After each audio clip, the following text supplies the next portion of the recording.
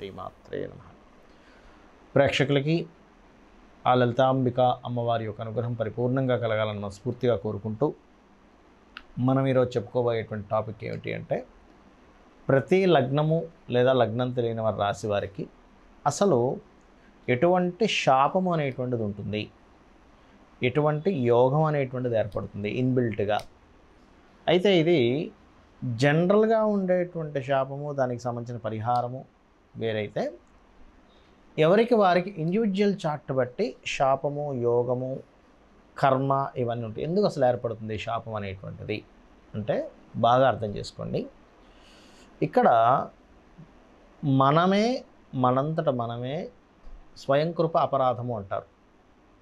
తెలుసో తెలియకో ఒక్కోసారి జరిగితే, ఒక్కోసారి మనంతట మనమే సమ్ కర్మాస్ చేస్తుంటాం.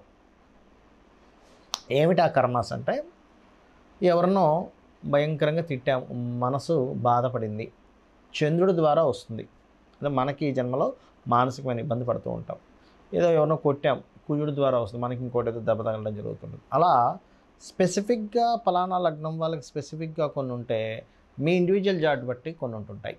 అదేమిటి, అసలు దాని పరిహారాలు ఏమిటి, ఒకవేళ మీకు ఆ జాతకమే లేదు కానీ ఈ సమస్యలు ఎదుర్కొంటున్నాము అన్నప్పుడు మీకు ఈ దోషం ఉంటుంది అని మీరు అర్థం చేసుకొని దాని పరిహారం ఎలా చేసుకోవాలనే విషయాన్ని మనం ఇప్పుడు తెలుసుకుందాం. వృషభ లగ్నము, వృషభ రాశి. ఈ వృషభం వారికి అసలు ఎటువంటి కర్మ మిమ్మల్ని ఇబ్బంది పెడుతుంది, మీకు ఎటువంటి ఏ శాపం ఉంటుంది అని చెప్పి చూసుకున్నట్లయితే, ఇక్కడ ఉండేటువంటి శాపం పర్టికులర్గా 3 రకాలుగా ఉంటాయి వీళ్ళకి. ఒకటి, అది శాపం అనుకుంటారో లేకపోతే వాళ్ళ ద్వారా బాధ అనుకుంటారో గుర్తుపెట్టుకోండి. అయ్యో తల్లిగారికి ఇబ్బంది ఎక్కువగా ఉంది, లేదా తల్లితో సంథింగ్ మిస్కమ్యూనికేషన్ అవుతుంది, లేదా తోటి స్త్రీలకైతే తోటి స్త్రీలతో ఉంటుంది, పురుషులకు మళ్ళీ కాదు ఇది. అంటే అక్క చెల్లెలతోనో లేకపోతే సిబ్లింగ్ వరుస వాళ్ళు ఉంటారు వాళ్ళతోనో తెలియని ఒక ఇన్నర్గా ఒక కాంపిటీషన్ రిలేటెడ్గా ఉంటుంటుంది కొన్ని విషయాలు. ఎందుకంటే సెల్ఫ్ కాంపిటేటివ్ పీపుల్ ఇద్దరే ఉంటారు ఈ 12 రాసుల్లో. ఒకరు వృషభం, ఇంకోరు అంతకంటే ఎక్కువ సెల్ఫ్ కాంపిటీషన్ వృశ్చికం. బయటికి మనం వాళ్ళకి నువ్వు కాంపిటేటివ్గా నువ్వు పోటీ పడని చెప్పక్కర్లేదు, వాళ్ళిద్దరు ఖచ్చితంగా సెల్ఫ్ కాంపిటేటివ్ పీపుల్. అయితే ఇక్కడ ఏమవుతుంటుందంటే, ఇక్కడ కొన్నిసార్లు మీకు తెలియకుండానే మీరు చేసే చర్యలే మీ శత్రుత్వాలుగా మారుతూ ఉంటాయి. బికాజ్ ఆఫ్ మీకు పాస్ట్ లైఫ్లో ఆ కనెక్టివిటీ ఉంటుంది, మీకు గుర్తుపెట్టుకోండి. అలాగే ఇక్కడ మరొక విషయం ఏంటంటే, మీకు వృత్తి సంబంధించినటువంటి దోషం కూడా ఉంటుంది. 3 అని చెప్పాను కదా, ఒకటి మదర్, ఒకటి స్త్రీ సంబంధించినటువంటి శత్రుత్వ సంబంధంగా ఉండేటువంటిది కొంతవరకు, ఎక్కువగా అది స్త్రీ సంబంధించింది కొంతవరకు ఉంటుంది. అండ్ వృత్తి సంబంధించినటువంటి శాపం మిమ్మల్ని వెంటాడుతూ ఉంటుంది, గుర్తుపెట్టుకోండి. అయితే ఇది ఇన్బిల్ట్గా వస్తూ ఉంటుంది. బట్ మీ పర్సనల్ చార్ట్లో ఆ ఇన్బిల్ట్ని బ్రేక్ చేసే యోగం ఉంటే మాత్రం బ్రేక్ అవుతుంది, ఎటువంటి డౌట్ లేదు. అయితే దీనికి నేను మీకు ఫస్ట్ రెమెడీ చెప్తాను, దాని తర్వాత మనం ముందుకు వెళ్దాం. ఫస్ట్ రెమెడీ ఏమిటి అంటే, ఒకటి శ్రీమాత్రే నమః, గుర్తుపెట్టుకోండి. శ్రీమాత్రే నమః అనేటువంటి నామము ఇంకా అంతకంటే మించినటువంటిది ఇంకేమీ ఉండదు వృషభం వారికి, గుర్తుపెట్టుకోండి. ఇక రెండవది ఏమిటి అంటే, ఇక్కడ ఇది దాన రూపంలో చేసుకోవాలి. ఏమిటండి, ఏం చేయాలి దానం రూపంలో అంటే, బియ్యం ఉంటాయి మీకు, బియ్యము నువ్వులు, ఈ రెండింటిని గుర్తుపెట్టుకోండి. బియ్యాన్ని నువ్వుల్ని చక్కగా మీరు దానం చేసినట్లయితే 100% మీకేమవుతుంది అంటే క్లియర్ అవుతుంది సమస్య అనేటువంటిది. బికాజ్ ఆఫ్ ఇక్కడ 9th లార్డ్ వృషభానికి బాధకులు అని ఉంటారు. అంటే ఒక్కొక్క లగ్నానికి ఒక్కొక్కరు ఉంటారు బాధకులు. అలాగా వృషభానికి బాధకుడు శని భగవానుడు అవుతాడు. కాబట్టి ఈ శాప సంబంధంగా వచ్చేటువంటిది బాధక రూప సంబంధంగా వస్తూ ఉంటుంది. ఇక్కడ వీరికి బాధక రూపంలో వస్తూ ఉంటుంది, పాప రూపంలో వస్తూ ఉంటుంది, ఈ కనెక్టివిటీలో వస్తూ ఉంటాయి. అంటే అలాగా చూడండి మీకు అనిపించవచ్చు, అదేమిటండి మా తల్లిగారితో నాకేం ఇబ్బంది లేదు, కానీ వారికి ఉన్న ఇబ్బందిని మీరు బాధపడుతూ ఉంటారు సమ్టైమ్స్. అంటే ఏదైనా ఇప్పుడు చూడండి, ఓ పిల్లవాడికి హెల్త్ ఇష్యూ వచ్చింది, తల్లికే రావాల్సిన పని లేదు, పిల్లవాడికి వస్తే తల్లికి వచ్చిన దానికంటే ఎక్కువ బాధపడుతుంటుంది. అయ్యో నా పిల్లవాడికి ఇలా అయిపోయింది, ఏమిటి ఇది, ఎప్పుడు తగ్గుతుందో ఏమవుతుందో అని. తనకు వచ్చినా కూడా అంతగా బాధపడదు తల్లి. అలా ఏంటంటే ఇక్కడ పర్టికులర్గా మీకు కలిగేటువంటిది ఈ రూపంలో మీకు ఇబ్బంది అనేటువంటిది జరగనుంది, గుర్తుపెట్టుకోండి. అలాగే ఇది తొలగిపోవడానికి మనం ఇంకా చిన్న చిట్కా ఏదైనా ఉందా అంటే శుక్రవారాలు గుర్తుపెట్టుకోండి. ఇదంతా మీ పూర్వజన్మ కర్మని కంట్రోల్ చేస్తుంది, గుర్తుపెట్టుకోండి. ఎందుకంటే పూర్వజన్మ కర్మ ఎప్పుడైతే కంట్రోల్ అయిందో ఆటోమేటిక్గా మనం చేసే ప్రయత్నాలు సక్సెస్ అవుతాయి. ఇది చాలా గొప్ప రెమెడీ. అదేమిటి అంటే చపాతీలు తీసుకోండి, నూనె మీద కాల్చినటువంటి చపాతీ తీసుకొని దానికి తేనె పూసి గోవుకు తినిపించండి.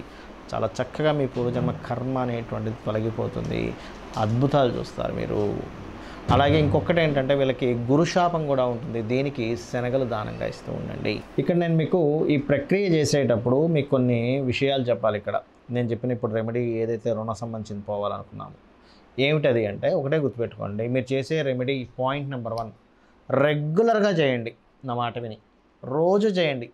ఎందుకంటే మీరు రోజు చేస్తేనే మీకు ఆ యొక్క కర్మ తొలగేటువంటి ఎనర్జీ మీ దగ్గర ఫామ్ అవుతుంది, గుర్తుపెట్టుకోండి. రెండవది, ఒక అరగంట సేపు చేసామా, మిగతా 23.5 గంటల సేపు మీ కష్టాల గురించే థింక్ చేస్తూ ఉన్నారు. నేను కష్టం ఉండదని నేను అనట్లేదు, బాధ ఉండదని నేను చెప్పట్లేదు, కానీ థింక్ చేయకండి అంటున్నా దాని గురించి. మీ థింకింగ్ని ఎలా మార్చుకోవాలంటే, సరే నాకు ఇది వచ్చింది, దీని సొల్యూషన్ గురించే థింక్ చేయండి ఎంతసేపు.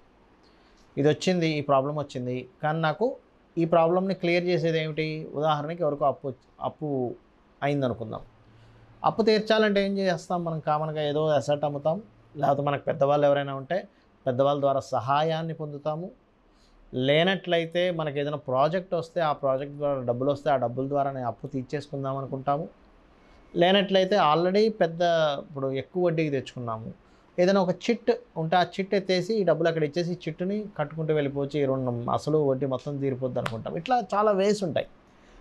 ఆ వే ఏదైతే ఉందో ఆ వేని థింక్ చేయండి. ఆ వేని మీరు కనుక థింక్ చేయగలిగితే ఇట్లా దొరికితే బాగుంటుంది, అలా దొరికితే బాగుంటుంది, ఇలా థింక్ చేయండి. అంతేగాని ఇప్పుడున్న ప్రాబ్లం ఇలా అయిపోతుంది, నేనేంటి ఇలా దిగజారిపోతున్నాను, నాకు ప్రాబ్లమ్స్ క్లియర్ అవ్వట్లేదు, నేను ఎంతసేపు ప్రాబ్లంలో ఇదవుతుంది, ఇది ఆలోచించకండి దయచేసి. ఎందుకంటే మన సబ్కాన్షియస్ మైండ్ ఏదైతే ఉందో, మనం ఏదైతే రిపీటెడ్గా ఆలోచిస్తుంటామో ఆ రిపీటెడ్గా ఆలోచించేటువంటి దాన్ని తీసుకుని అదొక ప్రోగ్రామింగ్ చేసుకుంటుంది. ఆ ప్రోగ్రామింగ్ అంటే ఎవరో కాదు, లోపల మనకు ఉన్నటువంటి మొత్తం మన దేహంలో దేవతలు ఉంటారు. ఆ దేవతలే మీ ఆలోచనలను బట్టి ప్రోగ్రామింగ్ చేసుకుంటారు. ఎందుకంటే మనిషికి నెక్స్ట్ జన్మ వస్తుందంటే అతని ఆలోచన, అతని కోరిక అనేది లేకపోతే నెక్స్ట్ జన్మ ఎలా లేదో, next minute, next hour, next day, next month, next year, ఇదంతా కూడా మనం లోపల ప్రోగ్రామింగ్ చేసుకుంటున్నాం. ఇలా ఉండాలి, ఇలా కోరిక. కొంతమంది అంటూ ఉంటారు, నా డిజైర్ అండి అది అంటూ ఉంటారు. ఒక స్టేజ్కి వెళ్ళాక నా డిజైర్ ఇది, నేను అంటే ఏంటి 24 గంటలు దాన్ని థింక్ చేశాడు. నేననేది ఏంటంటే ఇట్స్ వెరీ క్లియర్. మీరు ఏదైతే సమస్య తీరడానికి ఆస్కారం ఉన్నటువంటి ఒక ప్లానింగ్ ఉందో మీ మైండ్లో, దాన్ని మాత్రమే అందంగా డిజైన్ చేసుకుని ఇమాజినేషన్ చేసుకోండి. ఎన్ని సమస్యలు వచ్చినా భగవంతుడిని పట్టుకున్నాను, అమ్మవారిని పట్టుకున్నాను అనే భావన మీలో ఉండాలి. నాకేంటి, అమ్మవారి చేతితో నేను పట్టుకున్నాను, అమ్మవారి పాదాలను నేను ఆశ్రయించాను, నాకేంటి అనేటువంటి ఒక ధీమాతో నేను చెప్పినటువంటి మంత్రం చేయండి. ఖచ్చితంగా మీరు బయటపడగలుగుతారు. దీంతోపాటు ఎప్పుడు కూడా మీ personal chart is most important. ఇప్పుడు నేను చెప్పినటువంటివి ఏమున్నా కూడా మీ పర్సనల్ చార్ట్లో కొన్ని అవయోగాల్ని తీసేసేటువంటి గొప్ప గొప్ప యోగాలు ఉంటాయి. చాలామంది తెలియక అయ్యో ఇదేమిటండి అవుతుందా. మీరు చాలామంది చూడండి, అప్పటి వరకు ఏమీ లేకుండా తిరుగుతున్న వ్యక్తి సడన్గా ఒక సంవత్సరం రాగానే గబుక్కున మొత్తం అన్నీ తొలగిపోయి పెద్ద పెద్ద బిల్డింగ్లు, కార్లు అన్నీ మారిపోతాయి. ఏమిటి అది అంటే ప్రతి వ్యక్తికి ఒక టైం వస్తుంది, ఇది గుర్తుపెట్టుకోవాలి. అందుకే మనకు రామాయణ మహాభారతాలు కూడా అంతటి పరాక్రమవంతులు కూడా అడవుపాలు అవుతూ ఉంటారు. మాకేంటి వాళ్ళని అడవుపాలు చేస్తే మొత్తం మాదే రాజ్యం అనుకునేసరికి వాళ్ళందరూ పుంజుకొని వచ్చి మళ్ళీ యుద్ధం చేసి వీళ్ళందరినీ సంహరించడం జరుగుతుంది. అంటే ఏమిటి, సమయం అనేటువంటిది చాలా చాలా అంటే చాలా ప్రాక్టికల్గా మన కళ్ళ ముందుని మార్చేస్తూ ఉంటుంది. కాబట్టి సమయం కోసం మనం వెయిట్ చేస్తూ ఉండాలి, అమ్మవారిని పట్టుకోవాలి, మీ యొక్క జీవితాన్ని పరిపూర్ణంగా మార్చుకుంటారని కోరుకుంటూ శ్రీమాత్రే నమః.